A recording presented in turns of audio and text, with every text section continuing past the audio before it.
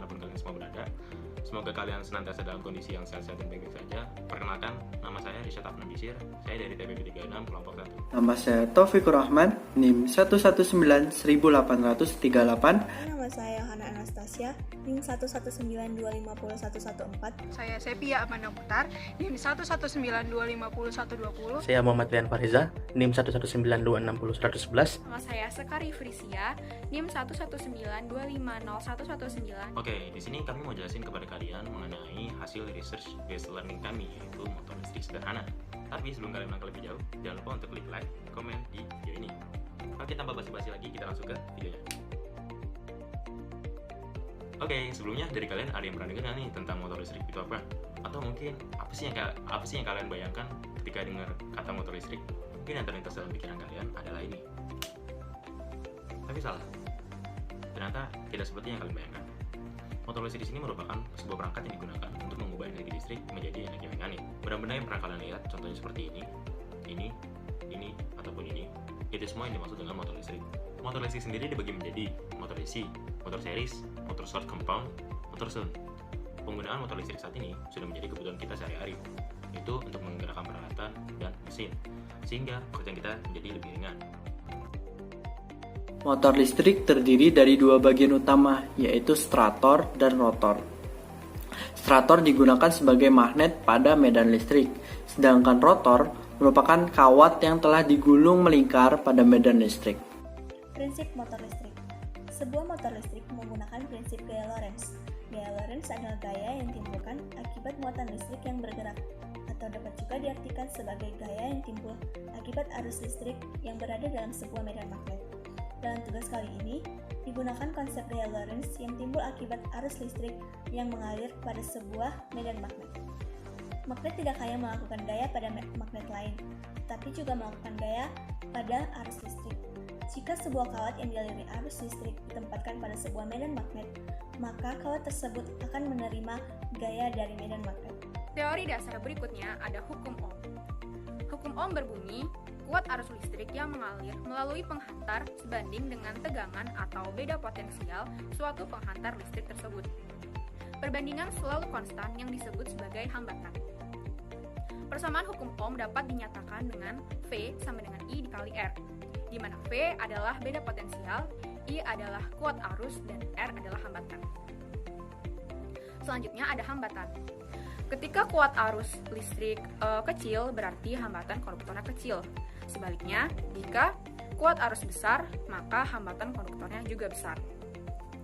Secara matematis, hambatan listrik sebuah konduktor dapat ditulis dengan R sama dengan ρ dikali L per A, di mana R adalah hambatan, ρ adalah hambatan jenis, L adalah panjang, dan A adalah luas penampang.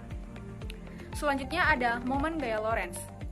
Momen gaya Lorentz dirumuskan dengan tau sama dengan N dikali I dikali B dikali A sin theta, di mana tau adalah momen gaya, N adalah banyaknya lilitan, I adalah kuat arus, B adalah medan magnet, dan A adalah luas penampang. Metodologi penelitian. Hal-hal yang diperlukan adalah pertama, menyiapkan alat dan bahan, yaitu menyiapkan baterai dengan tegangan 1,5 volt sebanyak 1 buah, kawat 30 cm sebanyak 1 buah, magnet 1 buah, peniti besar sebanyak 2 buah, selotip 1 buah, dan gunting 1 buah. Kemudian kawat 30 cm tadi digulung sebanyak 4 lilitan, kemudian diikat sisa kawat berhadapan dengan sisa lilitan kawat. Hal ini bertujuan untuk menghubungkan aliran listrik dari baterai. Kemudian peniti besar tersebut dipasang di kedua ujung baterai, kemudian direkatkan menggunakan selotip. Kemudian ujung lilitan kawat tersebut dimasukkan ke dalam lubang peniti.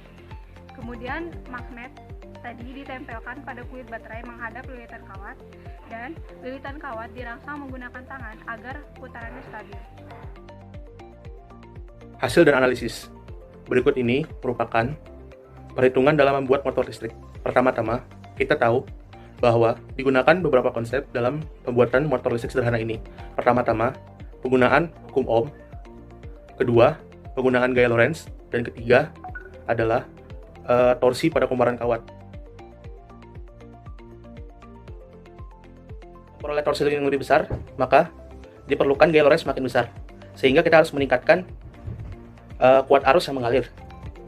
Nah, untuk meningkatkan kuat arus yang mengalir, kita kembali lagi ke hukum Ohm, di mana kita harus mengecilkan hambatan yang digunakan. Hambatan ini tergantung dengan Rho, L, dan A. Rho merupakan hambatan jenis suatu bahan. Hambatan jenis suatu bahan berbeda-beda setiap bahan. Dalam hal ini, kawat yang kita gunakan memiliki hambatan jenis sebesar 1,68 kali 10⁻⁻⁶ ohm meter. Selanjutnya, panjang kawat. Semakin panjang kawat, maka akan semakin besar nilai hambatan yang diperoleh. Sehingga kita harus meminimalisirkan penggunaan kawat jadi sekecil mungkin. Selanjutnya itu luas penampang. Semakin besar luas penampangnya, maka nilai suatu hambatan akan semakin kecil. Nah, untuk memperoleh torsi yang lebih kuat, maka kita harus mengecilkan